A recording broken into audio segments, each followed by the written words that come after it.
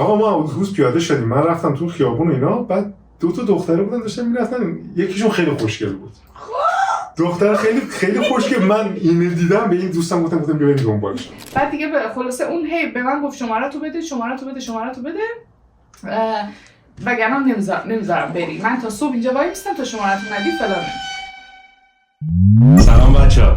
سلام. خب امروز اومدیم با یه چالش متفاوت و جذاب که من بهتون میگم که باید چیکار کنید و میدونم که خیلی فان میشه و قراره کلی بخندید.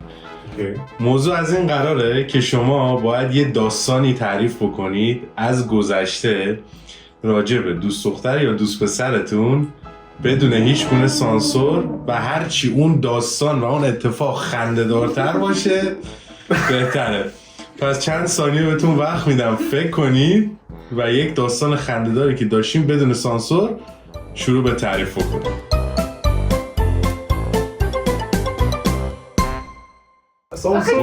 بویفرند. دوست پسر نداشتی چی؟ بله. ببین این یارو از شمشیر دستش نگاه کن. از اونایی که میگه من تا حالا هیچ پسری از نزدیک ندیدم، یه دفعه محمد با اسب سفید وارد شد. برو بابا بوده ولی دوست پسر رسمی نداشتم من هیچ وقت. یعنی میشه دوست پسر رسمی نداشتم. میدونی چرا؟ چون من از این چیز دخترها بودم که با بگیری مثلا یعنی یه جوری یارو فرار می‌کرد اومدی جلو باید بگیری مثلا اینجوری بود. من میدیدم مثلا نگاه میکردم دیگه ببینم یه پسری بگیره یا بگیر نیست. خب یعنی خب اون یارو اونایی که بگیر بودن من خوشم نمیومد ازشون. اونایی که بگیر اونایی که نمیخواستم بگیرن که خب بازم من نمیرفتم. اینا رو بگی فایده نداره. یکی اون داستانا رو باید دیگه یکی از اونا رو باید تعریف بکنید. ببین من یه داستان باحال دارم. اینجوری بود که من دانشگاه که میرفتم، دانشگاه همدان میرفتم. بعد خونمون ساوه بود. همدان یه شهری که تقریبا 2 ساعت و نیم با ساوه فاصله داره. میدونید خیلی میدونم. بعد اون موقع که دانشگاه میرفتم و 2 ماهی بود من اصلا سمت خونه نیومده بودم. بعد دیگه مامانینا شاکی و خلاصه تو نمیایی به ما سر بزنی و رفتی دانشگاه و بعد همدان که بودم من یه هم‌مسافر داشتم اونم مورد ساوه بود. ما دوتا تصمیم گرفتیم که یه آخر هفته یه پنجشنبه جمعه برگردیم بیایم ساوه که من مثلا سر بزنیم 2-3 روز بمونیم بعد دوباره برگردیم بریم دانشگاه ادامه درس و اینا. شرمیق نگاه می‌کنم. بعد اینجوری شد که اینجوری شد که ما برنامه‌ریزی کردیم با اینو رفتیم و خلاص اون موقع این اتوبوسای داخل شهر رو اینا گرفتیم و رفتیم. تو راه که داشتیم میرفتیم ما همزمان که یعنی ما دوتا که داشتیم میرفتیم ساوه که سر بزنیم چند تا دیگه بچه‌ها بودن که اونا توی آن خونه که گرفته بودیم اجاره کرده بودیم اونا تصمیم گرفتن که آقا بریم شما یه دفعه برنامه‌ریزی رو ما حرکت کرده بودیم. تو راه که داشتیم میرفتیم بهمون زنگ زدن که آقا اینجوریه ما فردا می‌خوایم بریم شما. بعد ما گفتیم بابا ما تازه برگشتیم مثلا یه روز حداقل بریم خانواده‌ها رو ببینیم جفت یعنی دو تامون که داشتیم برمیگشتیم گفتیم چه کاری بود خب اینا می‌ذاشتن یه روز دیگه میرفت ولی خلاصه اینا گفتن آقا ما برنامه‌ریزی کردیم می‌خوایم بریم شما. ما هم که داشتیم برمیگشتیم گفتم خب اوکی بریم خونه یه سر بزنیم به خانواده‌مون فردا صبح دوباره برمیگردیم میریم همدان. بعد اینجوری شد که دیگه داشتیم تو راه میرفتیم من گفتم بریم مرکز شهر اون موقع منطقه ساوه داره به اسم مخابرات حالا هنوز نمیدونم باشه یا نه تغییر کرده چه جوری دیگه نمیدونم. بعد اینجوری مثلا جای خیلی خوبی بود برای که دور بزنی قدم بزنی شیطنت کنی یعنی این کارا. خب بعد با این دوستم گفتم ببینیم اونجا اول بعد بریم خونه. گفت باشه. آقا ما اتوبوس پیاده شدیم من رفتم تو خیابون اینا بعد 2 تا دختره بودن داشتن میرفتن یکیشون خیلی خوشگل بود. دختر خیلی خوشگل من اینو دیدم به این دوستم گفتم بریم دنبالش. She's the one. آره من خیلی خوشم اومد ازش گفتم بریم دنبالش. بعد داشتیم میرفتیم اینا رفتن سوار اتوبوس شد از این اتوبوسایی که داخل شهر خلاصه میبرن مسافر میارن. بعد البته قبلش که داشتیم میرفتیم این نگاه من میکرد لبخند میزد منم نگاه میکردم لبخند میزدم یعنی کانکشن یه ارتباطی اون اول پیش اومد بینمون اینجوری نبود که من همینجوری فقط دنبالش برم. بعد رفتیم و خلاص من پای وایسادم میشه دوستمو داشتم می فکر می‌کردم که خب من الان چجوری میتونم با این مثلا چیز کنم صحبت کنم و اون تایم من این که دارم میگم بیشتر از 10 ساله. حالا دقیقاً نمیدونم چیه ولی خیلی وقتا 10 سال من ایران نرفتم. آره 12-13 سال پیش. بعد اینجوری نبود مثلا راحت بری صحبت کنی اون موقع شرایط اینجوری راحت نبود. بعد همش داشتم فکر می‌کردم بعد دخترم رفت سوار اتوبوس شد و بعد به من همینجوری اشاره کرد الان برو چیکار کنی. تا پایین وایساده بودی. منم پایین وایسادم. بعد من بهش اشاره دادم که میخوام به شماره بدم. چرا نرفتی سوار اتوبوس شی؟ آخه اتوبوسا رو بگم. اتوبوسا اینجوری بود قسمت عقب خانوما میشستن وسط به این ور آقایون میشد. نمیشد برم سمت هر خودی زنم نشسته. نه میرفتی توی اتوبوس. ببین من الان تجربه توی زمین اتوبوسی هستم. نوبت تا میرسه. تجربه اتوبوسی بیشتره. میری توی اتوبوس ایستگاهی که حواست به اون بود ایستگاهی که اون پیاده میشه پیاده میشدی بعد یه مسیر باش میرفتی. حالا شماره هم بهش میده. اون لحظه به فکر نکردم دیگه. حالا گوش بده. بعد وایسادم گفتم چیکار کنم. من بهش اشاره دادم گفتم شماره تلفن و اینا بعد اوکی داد. رفتم یه مغازه‌ای که اون نزدیک بود خودکار گرفتم یه کاغذم از اون مغازه‌داری گرفتم شماره‌ام نوشتم. من دیگه هنوز اتوبوس نرفته بود. اتوبوس‌ها اینجوری بود اون مرکز شهر بود اومدن مثلا یه رو وای می‌ایستادن 20 دقیقه وایسادن بعد حرکت می‌کردن. وقت داشتم. خلاصه رفتم و من شماره نوشتم اومدم پایین اتوبوس وایسادم و اشاره دادم که بیا پایینو. خلاصه خودش نیومد یه دوستش باهاش بود اونو فرستاد گفت من اینو میفرستم به این بده. خلاص من شماره رو دادم به دوستش رفت بالا اتوبوس حرکت کرد و منم خوشحال که شماره دادم. اینا اومدن خونه خلاصه شب اونجا بودیم و دیگه فرداش هم بریم چیز دیگه بریم با دوست بچه‌ها بریم شما. بعد شب همش منتظر بودم چرا پیام نمیده و فلان و اینا پیامی نمیومد. باز اینجا یه باگ دیگه داره داستانه. تو باید شماره اونو میگرفتی. شماره تو میدادی. شماره نمیتونست به من بده. من باید مینوشتم میدادم به اون ببر داخل. اونجوری می‌خواست بده. همون دوستی که اومد شماره تو رو برد میتونست شماره اونو بگیره. حالا اگه خودکار داشته باشید چقدر تو به کجا فکر می‌کنی؟ ببین اصلا من اگه پسر بودم جوری شماره میدادم و میگرفتم. حالا میگم. بعد خلاص شبش بهم پیام نداد. فردا صبحش که دیگه می‌خواستم با این دوستم خواستیم بریم سمت همدان که می‌خواستیم بریم شمال با بچه‌ها. شروع کرد از صبح بهم پیام دادن که چطوری و فلان و اینا چند سالته چیکار میکنی. خلاص منم شروع کردم از خودم هی حسابی گفتم اینجوری هی پر و بال دادم خالی بستم. خلاص هندونه دادم اینجوری زیربغل اونو کلی خالی بستم. آره مدیر عامل شرکت نه دیگه اونجوری نگفتم ولی خیلی چیز نه مدیر عامل نه. بعد این گفت که کجا میخوای بری و ولش کن و بیا مثلا دیگه بریم. گفتم نه بابا من دانشگاه میرم حالا با بچه‌ها میریم شمال برمیگردم. خلاص من رفتم همدان کوتاه کنم. می‌خواست ببینته. آره مثلا پیام داده بود که آره دیگه مثلا ما دخترای زمان ما این شکلی نبودن. نه نمیگم ببین مثلا گفت چه کاری مثلا دیگه ببینیم حالا نه فرداش معلوم چه روزی. حالا بعد آقا ما رفتیم کوتاهش کنم رفتم همدان با بچه‌ها وسیله‌ها رو جمع کردیم ریختیم تو ماشین و رفتیم سمت اول رفتیم رامسر قشنگم یادمه رفتیم جوارده بعد اومدیم رفتیم سمت لاهیجان اون سمتا گشتیم. بعد کل این مدت پیام میداد. بعد بچه‌ها همه شاکی اونا متوجه شدن که من با یه نفر جدید آشنا شدم و تو گوشیام اینا هی شروع کردم به من مطلق انداختن دوستام 7-8 نفری بودیم که بابا همه سر تو گوشی و ولش کن حالا یه دختر دیدی تو چرا انقدر چیز با ما حرف نمیزنی و خیلی با هم چیز کردم. بعد منم گفتم بابا خب شما دوست دختر دارید چی حالا منم یه دوست دختر جدید پیدا کردم. من چی بهش میگم هیجان دارم. آره هیجان دارم. خلاصه یک هفته ما یه هفته نه فکر کنم 4-5 روز ما شمال بودیم نه همش با اون پیام بازی می‌کردم اینا هم غر می‌زدن. رفتیم و گشتیم و برگشتیم و تو رو همش به من می‌خندیدن تو نمیدونم از اونایی که میشی زن ذلیلی و خاک بر سرت و یه دوست دختر گرفتی و نمیدونم آبرومونو بردی کم خودت کلی اینجوری بهم میگفت اذیتم می‌کردن. خلاصه ما اومدیم همدان و یادمه یه سفره بزرگ انداختیم با بچه‌ها نشستیم غذا ماکارونی هم درست کردیم. دانشجوی دیگه ماکارونی.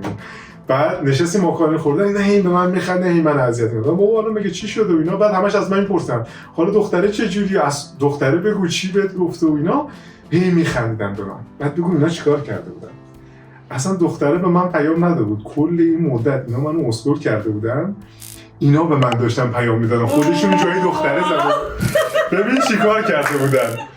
به این دوست من که با هم رفته بودیم صاحبه اون خب دید من شماره دادم به دختر این به اینا زنگ میزنه همدان این دوستان میگه شاهرخ فلان خیابون به فلان دختر که این مشخصات داره شماره داده شما بهش پیام بدید و بگید اونید.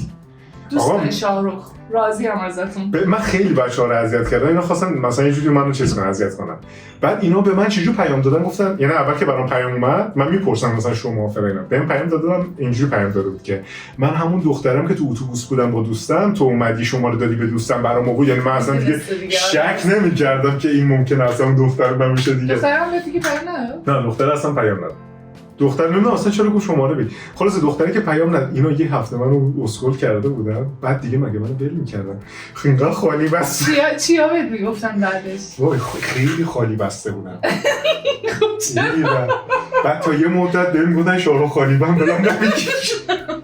نتیجه اخلاقی خالی نبندین. اول مطمئنشین دوستاتون نیستن. اول این دختره رو ببینید. بچه‌ها این خالی بسته. یعنی اصلا یادشون نمیره. یه سال این قضیه گذشت یادشون رفت. یعنی هزار تا داستان دیگه پیش اومد که اینا کم کم اینو امیدوارم ویدیو رو نبینن.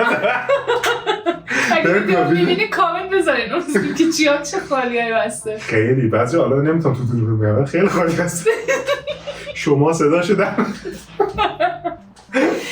اینجوری که گفتی یه چند تا چیز یاد من اومد. من اول فکر کردم باید مثلا یه خاطره با دوست دختر چند تا اینجوری داشتی؟ هزاران مدل این شکلی سر شماره دادن و گرفتن این مسخره بازی. آره خیلی داشتم دیگه. به هر حال ما هم یه زمانی جوون بودیم. دختر براش خیلی بیشتر پیش میاد دیگه. حالا پسر مثلا چیز ولی دختر دیگه 1000 نفر دنبالش میافتن اذیت کنن. داستان پیش میاد. به 1000 نفر میخواد پسر شماره بده. پسر میخواد شماره بده. آره پسر دست خودشه، کلی میتونه داستان براش پیش بیاد. خب ولی همه پسرا اینجوری نیستن. مثلا چی میگن جسارت ندارن برای شماره بدن یا روشون نمیشه. ولی دخترها هر روز براشون پیش میاد. بیرون میرن بود میزنن براش. نه من بچه پررو بودم، من این کارو میکردم. خوش میگه هنوز هستی. نه الان دیگه شیطنتم کم شد، ولی بچه پررو بودم این کارو اصلا هم چیز نبود. آخه من دوستام دور و بریام 3-4 تا دوست داشتم، اونا خیلی پررو بودن. یعنی منم رفتم توی یه اکیپی که اونا دیگه مثلا هر کدوم دخترای شهر رو میشناختن، در این حد همه رو میشناختن. آره بعد منم با اینا بر خورده بودم، مثلا اینجوری بود که دیگه خب با اینا بیرون میرفتم، بعد این مثلا بودوش دخترش فردا اون بودوش دیگه منم تو جمع اینا بودم. منم ناخودآگاه انگار چیز شدم، بچه پررو شده بودم. یاد گرفته بودیم. آره من برام چیزا مثلا خجالت میکشم برم به یه نفر شماره بدم، این کارو میکردم. آره برام میدونم خیلی از دوستام اینجوری مثلا طرف میگفتم بیا برو شماره بده، نمیداد. مثلا در این حد که یکی از دوستان واقعا من اذیت کرد، دختر خوشش اومد بعد نمیرفت شماره بهش بده. گفتم ما میخوایم من شماره تو برم بهش بدم، گفت آره برو. رفتم جلو شماره خدا به دختر دادم. الان خواستم اذیتش کنم. بعد اومده عصبانی تو قرار بود شماره منو بدی، گفتم خواستی بری. خودم پیداش کردم. آخر رفتم به دختر مثلا سلام علیکم فلان اینا، بعد دخترم خیلی اوکی بود، یعنی مثلا چیز کرد گفت من شماره بدی، من گفتم آره گفت شماره تو بده. این مجازات داره؟ این مجازات نداره که. نه همین مجازات این که محمد این ویدیو رو ببینه برام مجازات همه اینا میدونه. مجازات این ویدیو مجازات این ویدیو اون دوستاتون میشن که میان تو کامنت میگن چه خالیایی بس. مال من به باحالی مال تو نیست، ولی چیزی که الان داشتی گفتی تو ذهنم اومد، گفتی شماره و اون زنگ نزده و فلان. ما یه سری با یکی از دوستام رفته بودیم دور بعد دیر وقت بود، مثلا دور پیاده یا با ماشین؟ نه با ماشین. با ماشین دوستام بودیم. بعد دیر وقت بود، مثلا ساعت خب کرمان دیگه مثلا ساعت 11:30 زمستون دیگه هیچ کس تو خیابون پر نمیزنه، مخصوصا پنجشنبه همه مثلا اگه یه باغی اطرافش داشته باشن نه میرن اون باغه. ما هم که خب نه باغی داشتیم، نه کسی ما رو باغ برده بود، نه کسی کاری کارمون تموم شد. من یادم ساعت 9 کلاسام تموم شد. اگه شاگردای من دارن این ویدیو رو میبینن بدونن که من اون زمان خیلی تیچر خوبی بودم و فقط الان دارم براتون تعریف میکنم، چون خیلی مثلا اون زمان باید جلو بچه‌ها خودتو مثبت نشون میدادی که مثلا نگه آقا تیچر رو امان از این تیچرها ولی بچه‌ها رو من میدونستم که مثلا حالا خیلی بده. خب نه جدی بچه من میدونستم که حالا درسته من تو اون مؤسسه دارم با حجاب و اینا بهشون درس میدم، ولی مثل خودشون میگن همشون که حجاب دارن همه بدتر. مجبور بودیم حجاب داشته باشیم. آره خب دیگه چاره اون تا آره بیرونمون کرد. بعد خلاصه که ما رفتیم دور و بعد دوستم چیز نشسته پشت ماشین و من کنارش نشسته بودم. همینجوری تو حال خودمون رو یادم آهنگ ریحانا رو هم گذاشته بودیم، اون گشان رایت لایک دایموند. بعد شما اون دایمونا بودید برای خودتون حال می‌کردید. من این پشتی صندلی رو دادم. منم این دایمونا رو بالا. دایمونا قابل رو من. خیلی مثلا یه گنگ و اینا من گرفته بودم. بعد مثلا اینجوری لب شیشه، بعد یه دونه ماشین من افتاد دنبال ما. خب بعد دوستم یه نگاه کرد به راننده و این چیزا، گفتش که ای چقدر پسر خوبه. گفتم من یه نگاه کردم آره پسر خدای خوبه. دوستم از این پسر خیلی خوشش اومد. خب بعد پسرم افتاد مثلا دنبال ما و فلان و اینا که شماره بدیم، شماره بهتون بدیم. بعد من هی به دوستم گفتم ببین اینا، دوستم گفت ببین خیلی مثلا کیس خوبی و فلان اینا، گفتم ببین اینا به این دلیل میخوام به ما شماره بدن، هیچ کیسی دیگه تو خیابون نیست. اینا بگیر نیستن، بگو دیگه بگیر دنبال اونجا دنبال بگیر. ببین بهش میگفتم ببین هیچ دختری دیگه تو خیابون نبود 11 شب، فقط ما دوتا بودیم که با ماشین داشتیم دور زدیم و بقیه همه پسر بودن. خب بعد مثلا من یادمه اون شب یه عالمه خب ماشین افتاد دنبال ما چون هیچ کیسی دیگه نبود، نه بخاطر اینکه ما خیلی خاص بودیم. بعد به دوستم گفتم ببین اینا دنبال خاص بودن ما نبودن، به خاطر این بود که هیچ کیسی دیگه نداشتن، تنها آپشنش اومد. دوستم نه اینا خیلی از ما خوشش اومد، این خیلی از من خوشش اومده، این خیلی فلان اینا. تو راننده بودی یا تو راننده نبودی؟ من نشستم کنار دوستم راننده بود. راننده میگفت راننده از من خوشش اومده، دوستم که راننده بود دو تا راننده میگفت اون راننده از من خوشش اومد. بعد اونا سه تا به صرف کنم تو ماشین بودن، ما خب دو تا مثلا دختر بودیم. بعد من گفتم که خیلی خوب. بعد ببین اینا از یه جای پیچیدن، دوستم چه ازش خوشش اومد، رفتیم توی کوچه‌ای وایسیدیم که مثلا صحبت. بعد ببین گشت و اینا بود. بعد چه کوچه‌ای رو انتخاب کردم؟ بچه‌ای که میدونن 1001 شب 10 که الان فردا میشه تو کرمان این کوچه دختر بازی. نه اصلا اتفاقی پیچیدیم ولی خب یادمه. حالا مامان منم گفته بود داری میای خونه گوجه بخر، من نمیدونم 12 شب گوجه بخواست چیکار. من دلشوره اینم داشتم که اون سوپریه میبنده دیگه گوجه هم به من نمیرسه، فقط خواستم زود تموم بشه بریم. رفتیم کوچه وایسادیم و اینا ماشینشون رو مثلا این که دوست من اینجوری پارک کرد، اینا ماشینشون رو اینجوری اومد از کنار دوستم اینجوری پارک کردن. بعد یادم نیست که چجوری بود که ما در دقیقا دیگه نمیتونستیم بگیریم که بیایم، یعنی بعد میرفت یه جور گیر بودیم. خب یعنی اینا دیگه باید ماشینشو برداشتیم که ما بریم. بعد اصرار که آره شماره بدیم اینا. بعد من گفتم من رفتم پیش پسره گفتم ببین من یه سوالی ازت میپرسم صادقانه جواب بده، اگر صادقانه جواب دادی من مثلا دیگه شما میتونید با هم دیگه شماره بازی کنید. خب بعد پسر گفت اونا دوتا با هم چیز کنن؟ آره اونا بودن، یکیشون هم می‌خواست به من شماره بده. من میگم تو رفتی سوال بپرسی الکی نرفتی برای دو نفر دیگه بپرسی، برای خودت رفتی بپرسی دیگه. می‌خواستم به دوستم ثابت کنم من دارم راست میگم، می‌خواستم ثابت کنم با هوش جمع منم. یا می‌خواستی بری ببینیم بگیر یا بگیرنی. اینا هست. بعد هیچی دیگه ما رفتیم اونجا. مثلا من گفتم آقا من از شما یه چیزی صادقانه میپرسم، شما به من جواب صادقانه گفتم که آقا شما به خاطر اینکه از ما خوشتون اومدید یا به خاطر هیچ آپشن دیگه الان تو خیابون نداشتین، هیچ دختر دیگه تو خیابون نبوده، این دوتا با هم اون دوتا که داشتن گوش میدادن بلند زدن زیر خنده گفتن که قربون آدم چیز فهم. جدی و بزنیم. آره اونا هم قشنگ صادقانه اونا بچه پرویی بودن. آره بعد دیگه اونجا اصرار که اون راننده به من گفت تو شماره‌تو بده. بعد من نظرش عوض شده بود؟ من خوشش اومد. آره نه تو باحال‌تری. و دوستم خیلی ناراحت. خوشش اومد شاید تو فان بودی یا اومدی مثلا شروع بودی. مثلا چی بعد خندم خودم مردم خندم. مرسی که راستشو گفتی. بعد دوستم خیلی ناراحت شده بود، میگفتش که یعنی چی فلان. بعد اونم میگفتش که خب راست میگه دیگه. دوستم گفت نه یعنی چی، که هیچ آپشنی خیلی جدی گرفته بود قضیه رو دوست من. بعد دیگه خلاصه اون هی به من گفت شماره تو بده وگرنه نمیذارم بری، من تا صبح اینجا وایسم تا شماره‌تو ندی فلان. آقا ما شماره رو دادیم به این، یه خط ایرانسل داشت، شماره رو دادم به اینا راه دادم به ما، رفتیم سر کوچه نرسیده بود بلاکش کردم.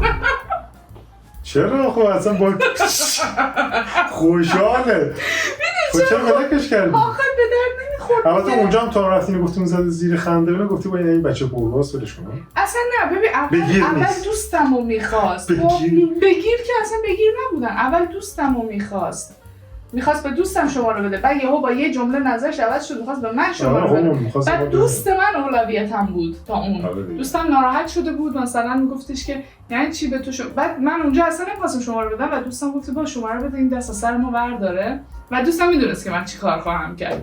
شماره رو دادم، اونم پسرم خوشحال چون من بهش گفتم شماره تو بده من بهت زنگ میزنم. گفت نه تو تا شماره تو ندی من ول نمیکنم. بعد فکر می‌کردم خیلی زرنگه، شماره رو بهش دادم بلاکش کردم. اصلا اون موقع اینجوری بود مثلا پسرا میفتن دنبال دخترها بری شماره بدی.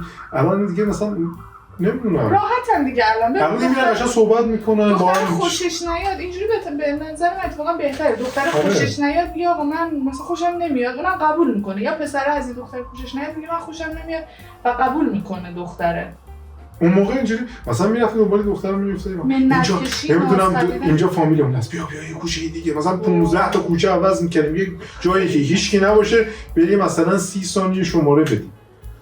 حالا چی کار میکردم زمان شما نمیدونم زمان ما 60 دوست پسر دوست دختر بدبخت چی کار میکردن؟ تاش 2 تا تماس تلفنی بود، اصلا هیچ کدوم از این چت و سوشال میدیا اینا نبود. 2 تا تماس تلفنی، تازه خیلی هم موبایل نداشتن. مثلا اون موقعی که من دبیرستان بودم مثلا موبایل نبود، به خط تلفن خونه بود. اصلا یه مصیبتایی بود، آدم کلا قیدشو میزد انقدر دردسر داشت گفت ولش کن. ولی دم این دهه 80 گرم الان پلیس میاد بهشون گیر میده میزنن زیرت جمع کن خودتو ببینم لایک. راستی که دهه 80 خدایی خیلی باحاله مثلا حال میکنم یه اصلا جواب یارو نبود به تو چه ربطی داره؟ من دوست دارم زندگی خودم آره دوست دارم دوست پسر داشته باشم یا دوست دارم دوست دختر داشته باشم، به کسی ربطی نداره. خیلی حال میکنم میبینم این حالا دیگه خیلی کوچیک نه ها، یا الان خیلی کوچیک باشن نه. اصلا من الان دیدم بچه کلاس 3 4 دبستان مثلا چیز داره. خب تو اون سن مثلا عقل درستی نداری که بخوای برای دوست دیگه تو اون سن ما چیکار کنه؟